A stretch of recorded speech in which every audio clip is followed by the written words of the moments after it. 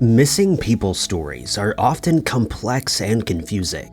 With so many factors to take into consideration, investigators can quickly find themselves overwhelmed.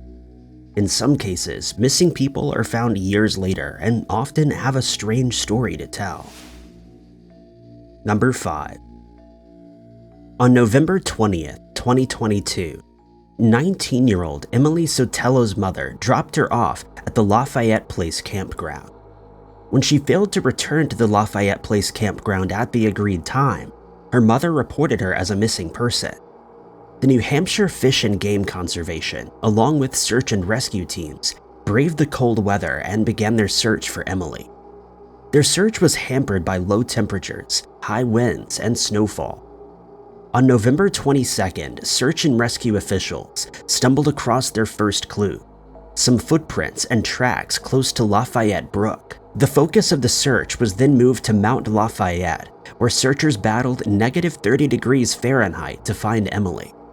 By November 23rd, searchers made a shocking discovery. On the northeastern side of the mountain lay Emily's body. The missing person case had been solved, but not in the way that searchers had hoped. The investigation is currently ongoing. However, investigators have commented that the conditions on Mount Lafayette are most likely responsible for what happened to Emily. Number 4. 31-year-old Tanya Fear, who had featured in the popular TV show Doctor Who, had recently moved to Los Angeles from the UK to pursue filming.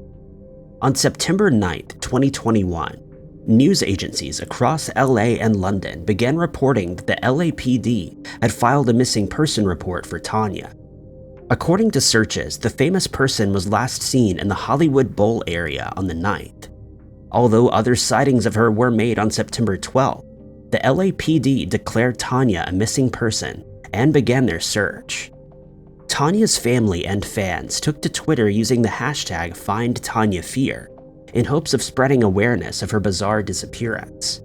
Her friends in LA told investigators that in the lead up to her disappearance, she seemed fine and there was no indication that anything was wrong.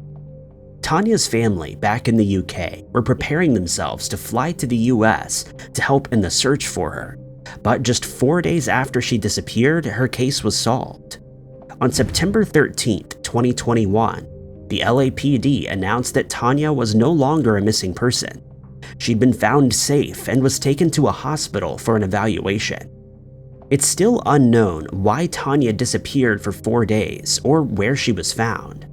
Her family released a statement thanking the LAPD and the public for their help in getting this famous missing person case solved. Number 3. On November 1st, 1991, a pair of hunters making their way to a farm near State Route 56 and State Route 159 in Pickaway County, Ohio, made a dark and disturbing discovery. Buried in a shallow grave were human remains. The hunters alerted the Pickaway County Sheriff's Office, and an investigation was immediately opened. But little did investigators know that for 31 years, they would be sitting on an unsolved John Doe case. Anthropologists and the Pickaway County Coroner's Office at first believed that the remains belonged to an indigenous woman who was 5'1" to 5'4" and around 25 years old. Investigators began cross-referencing missing person reports across Ohio, but the identity of the missing person could not be found. The investigation continued, and each year, the case would be looked over. In 2012, North Texas University offered to forensically examine the remains, and their analysis would produce some shocking results. The remains were male and no more than 3 years old. Forensic scientists at North Texas University were able to extract DNA from the remains and determined that the man had Indian ancestry. New inquiries were made, but these were still not enough to unveil the identity of this man. In 2022, the remains were sent to Advanced DNA, who performed genetic analysis. Experts at Advanced DNA were able to create a family tree and searched for a possible candidate. After months of tireless work, Advanced DNA announced that the remains found in 1991 belonged to 21-year-old Robert A. Mullins. Robert's family provided a comparative DNA sample and it came back as a match. According to his family, Robert disappeared in late 1988 or 1989 from Columbus, Ohio. A missing person report was filed, but in the years since his mysterious disappearance, little headway has been made. His family never gave up in the search for him and were delighted to finally know what had become of Robert. Robert's missing person case may be solved, but now investigators are tasked with discovering who did this to him. Anyone with information is asked to contact the Pickaway County Sheriff's Office at 740-474-2176. Number 2. 48-year-old Dawn Dumont was a well-respected member of the Oconee Cree Nation. She had authored 4 books and was on her way to winning literary prizes for her works. Dawn was also an advocate for missing Indigenous persons and did lots of work in her community. So when she disappeared, those in Saskatoon were shocked. What would unfold over the coming weeks would become one of Canada's most bizarre missing person stories. Dawn last made contact with her friends on July 22, 2022, and she was seen leaving the 300 block of Owen Manor at around 6 p.m. that evening. After that, Dawn disappeared. A missing person report was filed and a large-scale search ensued.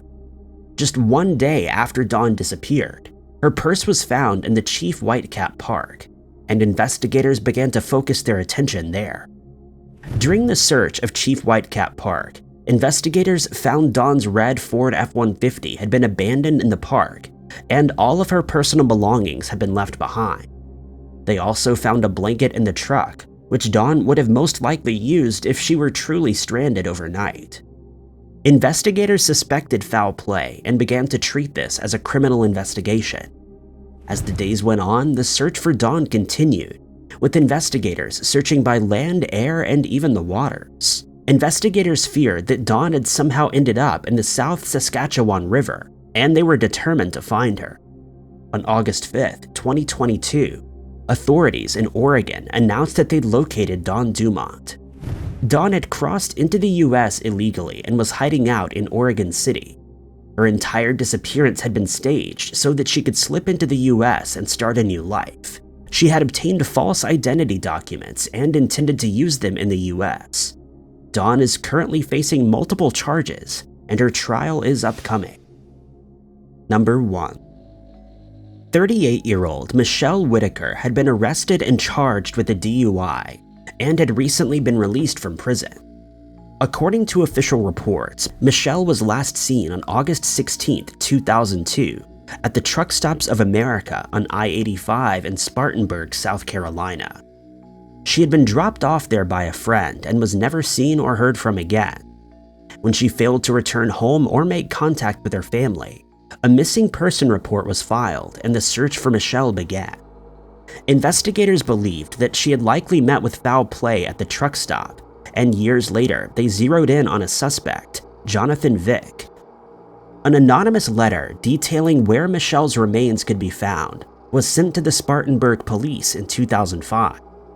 The letter also implicated Jonathan Vick, who was also under investigation for the disappearance of his girlfriend, Heather Sellers. Michelle and Heather had worked together at the Waffle House, and now investigators began to dig deeper into Vick's. A lengthy investigation followed, but investigators were unable to unearth any evidence to prove Vick's involvement. In 2008, Michelle's missing person story would make an unbelievable turn. A woman in Oregon was watching an episode of Forensic Files when a picture of Michelle Whitaker was featured. The woman explained to police that Michelle Whitaker was living next door to her. When Michelle was found, she made a criminal confession. Her identity was confirmed via fingerprints, and she became a rare case of a missing person found alive years later. She also told officers that she had to run away to Oregon to start a new life, but she was eventually reunited with her family. Thank you guys so much for watching. If you liked this video, be sure to hit that like button. Also, don't forget to subscribe and click that notification bell to keep up to date with all of our future uploads. But my name is Ty Knotts, and I'll catch you guys in the next video.